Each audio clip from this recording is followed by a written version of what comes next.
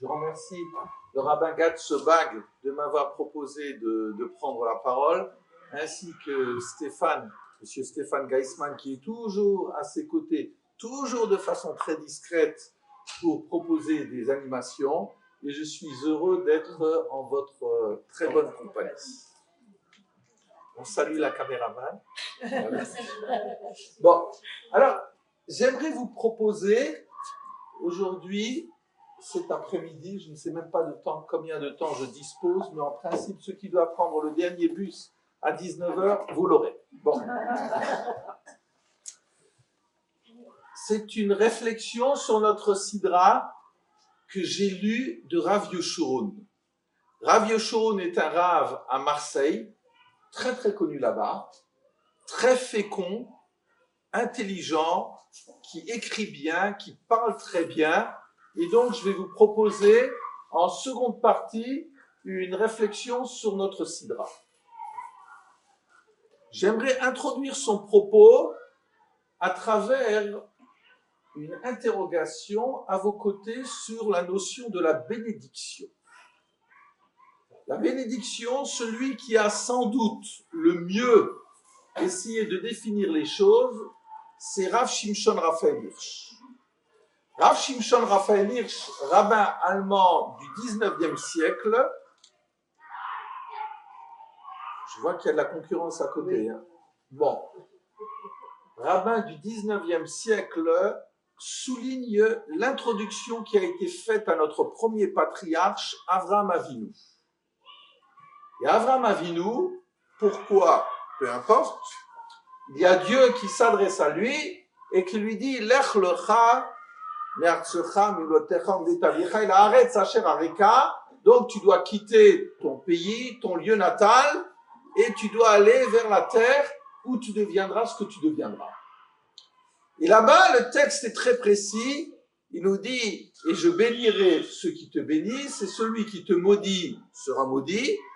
Venivrechu becha, kol mishpochot ha'adama uzarecha, et seront bénis par toi toutes les familles de la terre, ainsi que par ta descendance. » Et le texte labré nous dit, je vous le cite, « Ve'esecha le goy gadol, tu vas devenir un grand peuple, vavarchecha, je te bénis, Vagadola shemecha, je grandirai ton nom, Avraham qui devient Avraham, Veheye bracha. » Rav Shimshon Raphael Hirsch nous dit, il faut bien faire attention à la traduction que l'on propose. Il n'est pas dit Veheye bracha et tu seras une bénédiction, parce que ça se dirait Vetie bracha. Mais Veheye bracha, mais littéralement, qu'il y ait bracha. C'est là peut-être la mission du peuple d'Israël. Je vais essayer de le développer. Dans la vie, nous dit Rav Shimshon Raphael Hirsch, dans notre existence, chacun d'entre nous aspire à être béni. Être béni à travers les enfants, être béni à travers nos biens, être béni à travers ce que l'on fait de sa vie. Mais en réalité, le peuple d'Israël a une autre mission. Non pas de bénéficier de la bénédiction, mais veheye bracha, d'être bénédiction. C'est-à-dire que, quelque part, on devrait susciter la bracha. Lorsque, normalement, c'est malheureusement pas du tout le cas aujourd'hui, mais lorsque l'on voit un juif qui a une certaine attitude d'honnêteté, d'exigence vis-à-vis de lui-même, eh bien les gens devraient se dire combien j'aimerais ressembler à telle et telle personne. C'est cela, veheye bracha. La bénédiction, ce n'est absolument pas le fait de donner à son enfant, à son petit-enfant, le fait d'apposer les mains, même si cela fait partie. Mais en réalité, veheye bracha, et on le sait très bien, comme on va allumer les nérotes de Hanouka dans quelques semaines, c'est que chaque bougie, potentiellement, puisse en allumer d'autres. Et notre bracha, c'est à partir du moment où nos enfants et nos petits-enfants, à leur tour, peuvent donner le meilleur à leurs propres enfants. C'est ça la bracha. Veheye bracha. De susciter un mouvement où chacun se prend en main pour qu'on essaye d'aller de l'avant. Veheye bracha. Et là-dessus, Rav Shimshon Raphaël Hirsch ajoute quelque chose de tout à fait extraordinaire. Mais si je demande à définir la bracha, c'est très difficile. Quel est le contenu de la bracha? Et cet auteur-là réfléchit sur la bracha à travers l'opposé de la bracha, qui est la klala, que l'on traduit par la malédiction. Qu'est-ce que ça veut dire être maudit en opposition au fait d'être béni? Être maudit, lorsque vous regardez la définition dans le dictionnaire, vous verrez que c'est une définition très pauvre. Très pauvre. En hébreu, dans le Lashon HaKodesh plus spécialement, vous avez une définition très exacte de la malédiction. La malédiction se dit en hébreu de 3 manières différentes. Il y a 3 termes. Kav, d'abord, Kouf, Pet. Ma'ekov lokaboel, c'est Bilam qui nous dit, qu'on traduit mal, comment pourrais-je maudire celui que Dieu a refusé de maudire? Ma'ekov, le mot Kav. La malédiction, dans sa première signification, maudire, c'est mettre quelqu'un dans un cadre, le limiter. Il n'arrive pas à sortir du cadre. Deuxième terme, c'est harour. Et troisième terme, c'est kalol, la klala, la klole, comme on dit en yiddish alsacien. La klala, d'abord. La klala vient du terme kal. Maudire quelqu'un, c'est le considérer comme étant léger, futile. À l'opposé de ce terme-là, vous avez le terme kaved. Quand vous dites exactement lourd, quand vous dites de quelqu'un il est honorable, vous dites il est mechoubad. Mechoubad, il a du poids quelque part. Quand quelqu'un a du poids dans la vie, eh bien on ne fait pas comme s'il n'était pas là. On en tient compte, c'est une référence.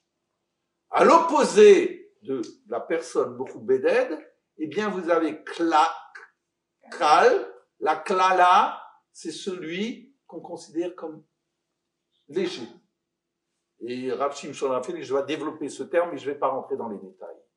Et le troisième terme, c'est harour. Harour avec aleph, resh, resh, harour. Et Rav Shimshon Raphaël Hirsch le rapproche du terme hariri. Hariri, c'est stérile. Maudire quelqu'un, c'est quand on le considère comme stérile. Il est improductif. De celui-là, il n'y a rien à attendre. Tu sais, tu es en train de le maudire. Donc, 3 termes pour la malédiction.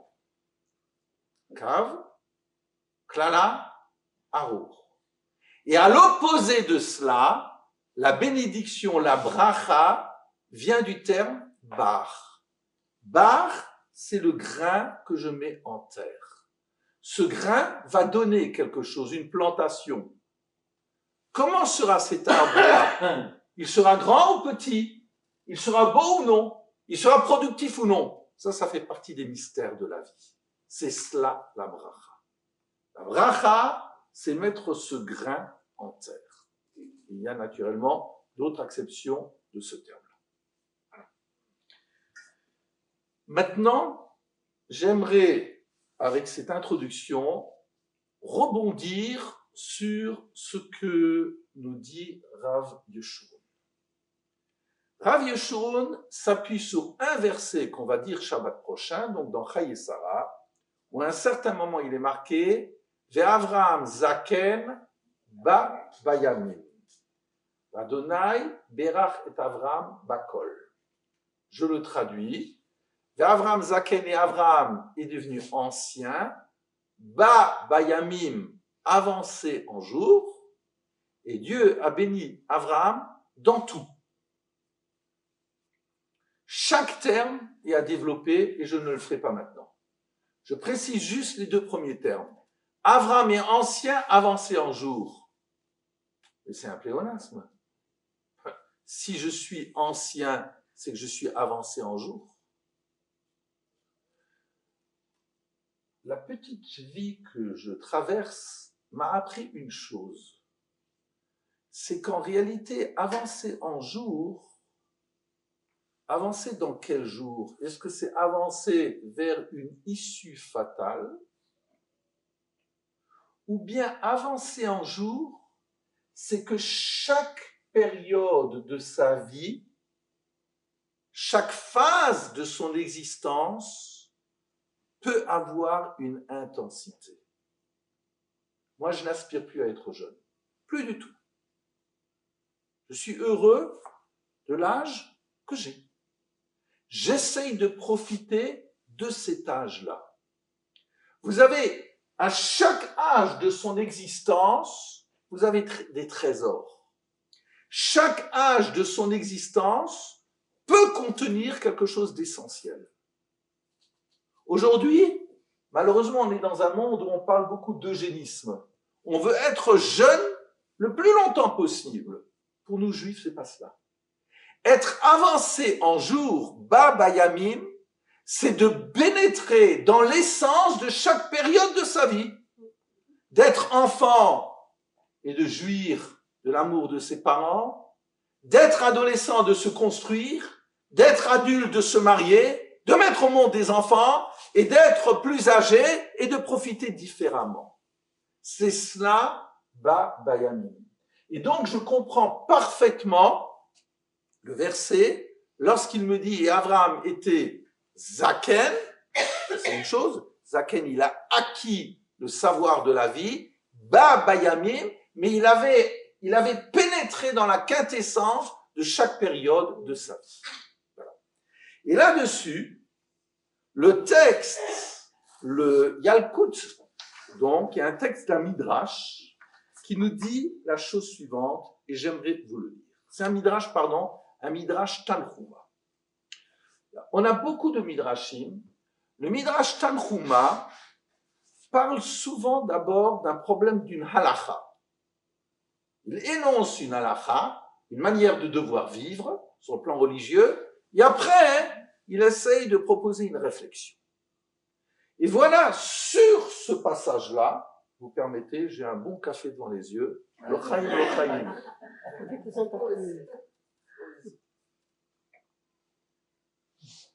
Voilà. Voilà le Midrash Tanhuma. Voilà ce qu'il nous dit. C'est quelqu'un qui interroge son maître. Et ce Talmide, cet élève, dit la chose suivante. Que notre maître nous enseigne le cas de l'homme qui chevauche un âne alors que l'heure de la tfila arrive. Voilà. Je suis en train de chevaucher mon âne. Je vais d'un village à l'autre, je suis marchand de je ne sais pas quoi, et je dois faire shmatos, d'accord? Ouais. Voilà. Je viens de Cirque-les-Bains, d'accord? Et c'est l'heure de Mincha. Qu'est-ce que je fais? J'y mets bien avec moi, d'accord? Les shmatos, si elles disparaissent, c'est une catastrophe. Alors voilà. Donc, c'est le cas de l'homme, donc c'est l'élève qui interroge son maître et qui lui dit, donc, je suis sur mon âne, il y a l'heure de la tfila qui arrive, comment je dois faire? Réponse. Ainsi enseignaient nos maîtres, donc voilà la halakha. L'homme qui chevauche un âne alors que l'heure de la tfila arrive doit descendre de l'âne pour faire sa tfila. Je descends et d'une façon concentrée, je fais ma prière. S'il ne peut descendre, si je ne peux pas descendre, du fait que le cas échéant, il ne saurait être serein, parce que j'ai peur que l'âne parte, ou qu'il y ait des gens qui vont voler les biens, eh bien alors, je pourrais prier sur mon âne. Et là-dessus, Rabbi Yochanan nous dit que cela signifie que celui qui prie, il doit être dans une quiétude d'esprit pour s'adresser à Dieu. Et or ici, comme je suis inquiet parce que j'ai peur des voyous, eh ben alors il vaut mieux que je prie sur mon âme. Première partie de ce midrash. On va détailler après. Ensuite, le midrash Tanhuma, il continue avec un enseignement d'un certain Abba Shaul. Et Abba Shaul nous dit que celui qui a orienté, qui s'est concentré dans sa prière, il est assuré d'être entendu de Dieu. Et le verset continue en nous disant « Et personne n'a réussi à se concentrer dans sa prière comme Abraham lui-même. » À quel moment? Parce qu'Abraham a imploré devant Dieu pour qu'il n'y ait pas la destruction de Sodome et Gomorrhe, comme on l'a vu Shabbat dernier. Et il a dit, Khalil alecha, mais un sot kadamarazé, ça serait une profanation pour toi, Dieu, que de faire une chose pareille. D'accord? On va revenir là-dessus. Et cette deuxième partie du Midrash, elle s'achève en disant, au nom de Dieu, que toi, Abraham, tu es vraiment quelqu'un de merveilleux. Et on amène un verset des Teuilim, Yaf Yafita ibn Adam, tu es particulièrement beau. Troisième partie du Midrash.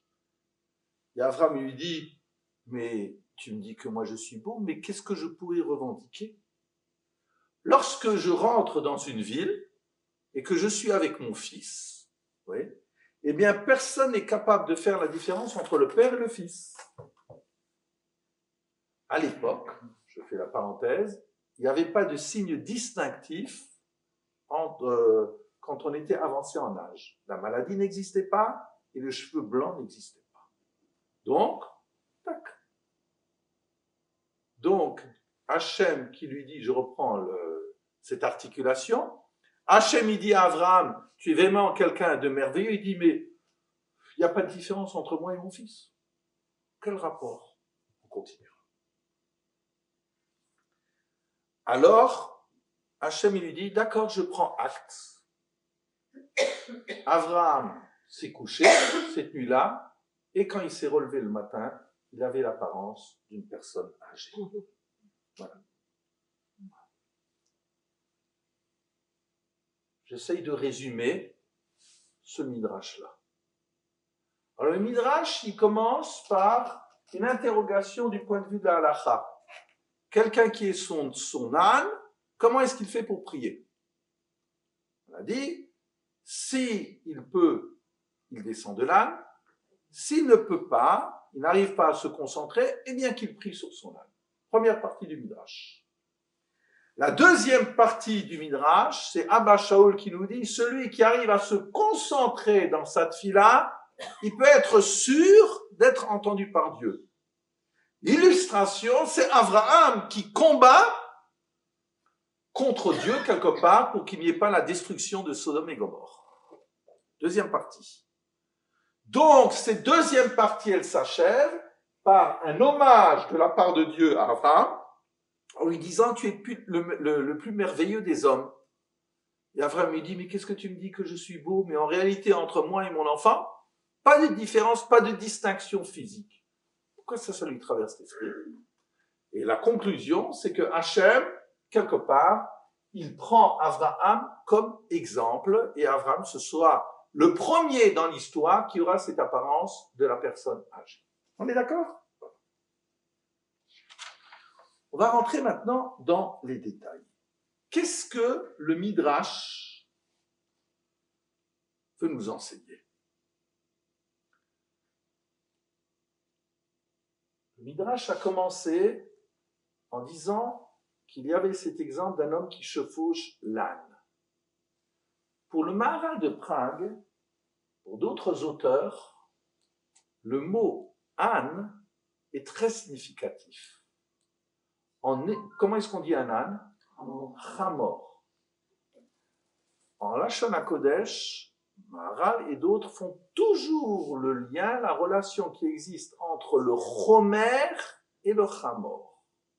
Le chomer, c'est ma matière. La matière. D'accord? Voilà. Alors, Rav Yeshurun propose cette lecture merveilleuse en nous disant que quelqu'un s'adresse à Dieu. Shacharit, Mincha, Mariv, homme ou femme, peu importe maintenant. Il a des besoins. Il a des inquiétudes. Il a un enfant qui n'est pas marié. Il a des soucis de santé. Il y a une inquiétude pour la parnassa. Voilà. C'est cela. Il chevauche sur son âne. Ça veut dire que il est bloqué dans ces situations de vie. Ce quelqu'un, c'est vous et moi. Et donc, prenons le Midrash, quand quelqu'un a ses soucis matériels, quels qu'ils soient, et qui sont très nobles quelquefois, vous voyez, comment il fait pour prier? Première réponse, qu'il descende et qu'il fasse sa prière. Qu'il descende, c'est-à-dire, mets de côté tes soucis et tu profites de l'instant.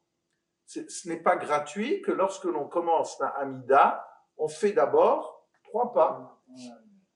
Pourquoi vous faites 3 pas? C'est pas pour commencer la danse, pas du tout. Les 3 pas, c'est pour que je prenne du recul par rapport à mes soucis. Vous voyez? Que je prenne un minimum de recul, voilà, pour dire, mais t'es pas seul là-dedans. Et c'est la raison pour laquelle, par exemple, on priera au pluriel. Voilà. Mais lorsque quelqu'un est bloqué à travers ses soucis, comment il fait? Ben, s'il n'arrive pas à s'extraire de ses soucis, qu'il reste sur son âne. Il restera sur son chomer et qu'il fasse sa prière. Avec ces soucis-là. Refa'enu, je demande à Dieu de nous guérir, et je pense peut-être à quelqu'un. Barech Aleinu, que Dieu nous bénisse, et je pense à quelqu'un qui est au chômage. Sim Shalom, et je pense à quelqu'un qui dans son couple ou ailleurs n'a pas le Shalom. Voyez, j'investis ma prière de ces exemples-là. Et Rav Yeshurun a ajouté que c'est une anecdote que vous connaissez tous. Il y a 2 pères qui discutent une fois ensemble, 2 pères qui ont un certain âge. Alors il y a un père qui dit à l'autre, il dit, tu sais, moi, mon fils, il ne me téléphone jamais. Alors l'autre, il dit, moi j'ai réglé ce problème-là. Il dit, ah, comment tu as réglé ce problème-là? Elle dit, je lui ai une fois envoyé un mot. J'ai dit, voilà, à l'occasion de ton anniversaire ou de Rosh Hashanah qui approche, voilà, bah, un petit présent pour toi et les tiens. Voilà, $100 pour toi. Et naturellement, j'ai pas mis l'argent dedans, dans l'enveloppe.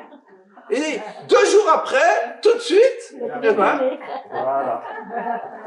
Alors, cette ironie très triste, oui, en réalité, c'est ça la signification de notre histoire. C'est-à-dire que quelquefois, la prière, je suis omnubilé par les soucis. Par un tel qui est au combat à Gaza, au Liban, par ceci, par des réalités de vie.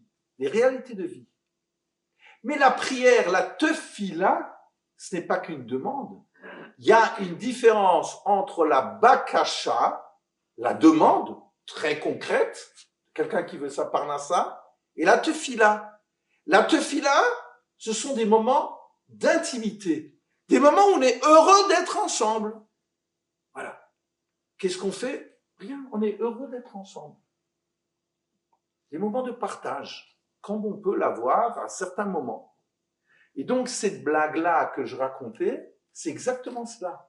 Ça veut dire que normalement, la tefila serait la capacité à s'extraire un minimum de ses soucis, de descendre du chomer, oui. Si tu n'y arrives pas, fais-le quand même. Le Midrash, après, il continue. Donc, il devrait y avoir cette communication de façon essentielle. Quelquefois, ça n'arrive pas. Et là, le Midrash Tanhuma, rappelez-vous, on passait à l'histoire de Abraham. Donc, Abraham, on nous dit que celui qui n'est pas capable de prier comme il faut, qui prie comme cela, mais celui qui a été capable d'énoncer quelque chose d'essentiel, c'est Abraham. Pourquoi? Qu'est-ce qu'il avait de spécial? L'exemple qui est amené à travers le Midrash, c'est l'imploration d'Abraham pour Sodome et Gomorrhe. Lorsque vous travaillez ce texte, pas vous le lisez, lorsque vous travaillez ce texte pose énormément de questions. Même dans sa formulation, Khalila lecha me'asot davar kazeh. Vous savez ce que ça veut dire Khalila? Khalila, on connaît tous le terme halal. Halal, c'est la viande, c'est le cadavre, d'accord? Khalila lecha, ça veut dire que Abraham a une chutzpah fantastique vis-à-vis de Dieu, en disant, pour toi Dieu, c'est halal si tu détruis ce ville-là. Incroyable. Mais Abraham, c'est plus que cela. Abraham, en réalité, c'est celui qui montre qu'il a été capable de se décentrer. À savoir que, en priant pour Sodome et Gomorrhe, il prie pour des Rechaïm, pour des impies. Mais il prie pour des gens qui représentent exactement l'opposé de ce que lui voudrait distiller au monde. Lui qui voudrait distiller une présence, la présence de Dieu, avec une éthique, avec une exigence, avec le désir d'aller de l'avant, il a des crapules, des brigands finis autour de lui. Il prie pour eux, mais il devrait prier pour leur disparition. Non. Il est capable de faire le haut séchage. D'accord? De se décentrer pour prier pour des gens qui sont à l'opposé de sa conception de vie. Eh bien, dit Rabbi Yeshurun, quand Abraham s'adresse à Dieu, il lui dit, tu sais Dieu, tu devrais faire la même chose. C'est-à-dire que prends du recul, entre guillemets, si on peut dire ça à propos de Dieu, décentre-toi. C'est-à-dire, sois capable de comprendre qu'il y a des rechaïm et donne-leur, jusqu'à la fin de leur vie, la chance de faire teshuva. Donc, c'est Abraham qui prend ça sur lui-même pour dire cela à Dieu. C'est donc la suite du Midrash. Alors, je reprends le plan du Midrash d'après Rabbi Yeshurun qui est tout à fait extraordinaire. Le Midrash a donc débuté par un problème de halakha, celui qui est sur son chomer, omnibulé par ses soucis matériels. Voilà ce qu'il doit faire. Et ensuite, en réalité, la tefila ne devrait pas être un moment où on demande ce qu'on a demandé comme un bon schnoror. Oui. Le Zohar, il nous dit quelque chose d'extraordinaire, que le mot ahava, c'est, donc l'amour, c'est hav, donner, donner. Comme si on s'adresse à Dieu toujours pour lui demander de donner. Ce qui est insupportable. Ce qui est insupportable. Dans un couple, ça ne peut pas se passer comme ça. Donc, dans la relation que l'on a entre la communauté d'Israël et Dieu, ça ne peut pas se passer comme ça. Dieu n'est pas celui qui, chaque fois, me donne mon pourboire. Pas du tout. J'essaye de construire une relation beaucoup plus riche. Et c'est cela que dit le Nefesh HaChaim en disant, mais c'est ça la tfila. La tfila, c'est un moment d'intimité, sans régler tous les problèmes d'intendance. D'où on le voit d'Abraham.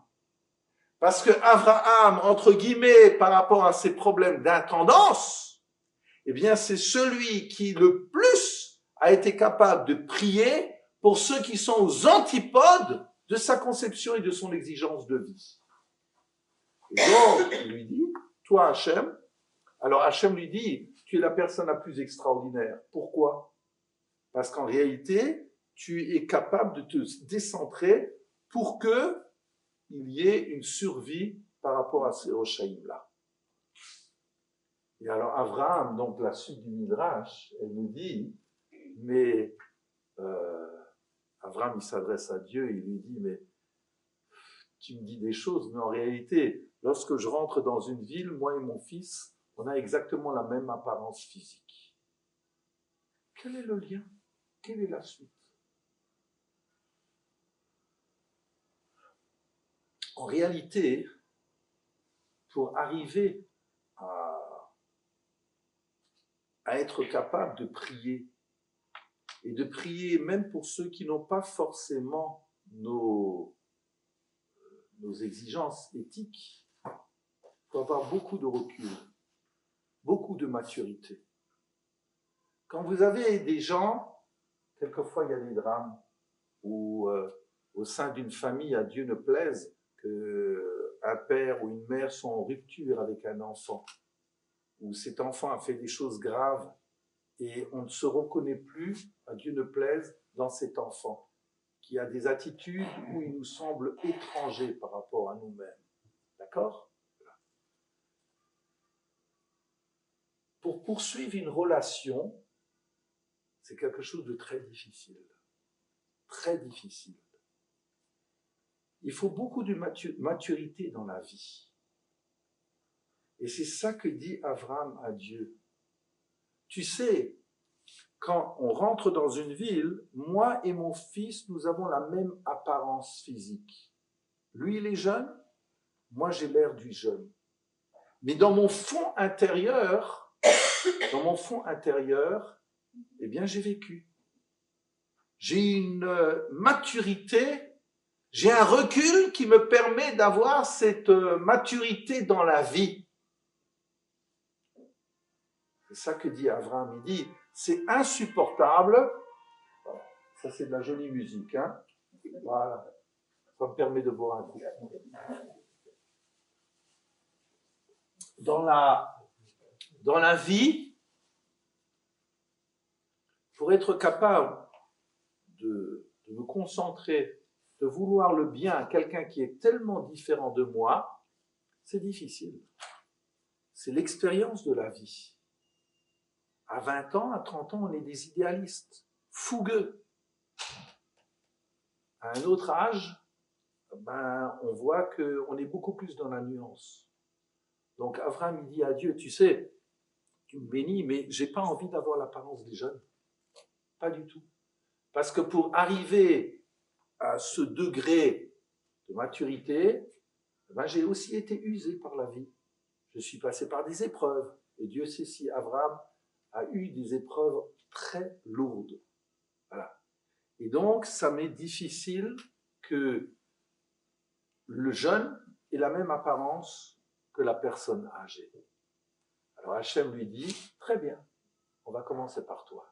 Et Abraham, c'est le premier qui est, entre guillemets, qui a l'apparence véritable du vieux. Et donc, le Midrash Tanhuma, il revient sur notre verset, et par là je vais terminer, vers Abraham Zaken. Et donc, tout d'un coup, Abraham, il est devenu âgé, mais on le savait très bien, il avait 99 ans.